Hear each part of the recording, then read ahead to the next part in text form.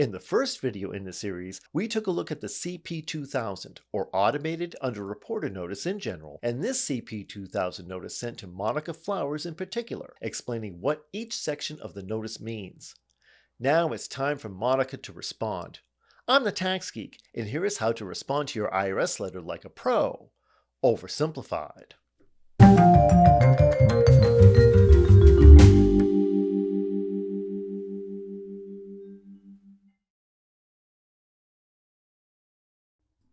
The easiest way to respond to the notice would be for Monica to seek out a professional who would respond on her behalf, but this can often involve substantial fees. Since the issues in the notice are relatively simple, she decides to respond herself. At the end of the last video, I posted the question of whether Monica should agree with the findings in the notice or should she disagree with the aim of reducing the tax she may owe. Given the circumstances, Monica will disagree with the notice for two reasons. First, the distribution Monica took from her IRA was used to pay for her daughter's college expenses. Therefore, she should not be liable for the 10% early withdrawal penalty. Next, the distribution she took from her 529 plan was also used for her daughter's educational expenses in addition to the IRA withdrawal. Thus, the $899 in earnings on the account should not be taxable.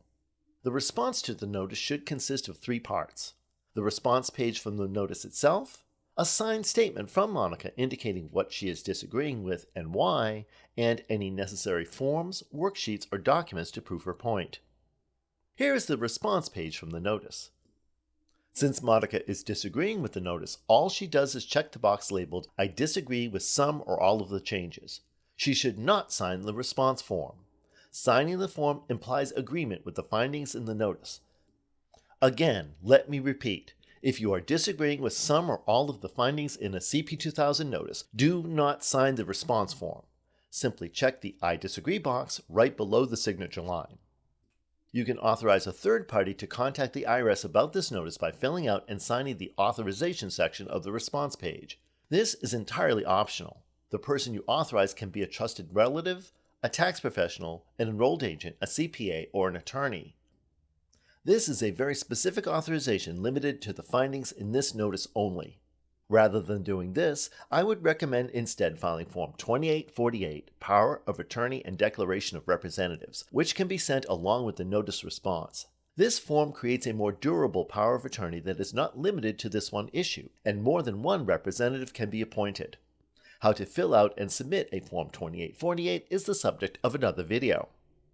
If she were using professional assistance with the notice, she would have to sign this form giving the professional authorization to respond on her behalf. The next step is the signed statement. The statement should be short and get right to the point. The details of the notice are given first. This includes the type of notice, the date on the notice, the AUR control number, which is given at the top of the response page, the names and social security numbers of the taxpayer and spouse if a joint return was filed, and the ending date of the tax year in the notice. First, Monica makes it clear she is disagreeing with the findings in the notice. Next, she indicates she used the money from the IRA withdrawal to pay for her daughter's college education, and she should not be assessed an early withdrawal penalty on the distribution. She then indicates that she also used the proceeds from the 529 account to pay for her daughter's education, and therefore the $899 in earnings on the account should not be taxable.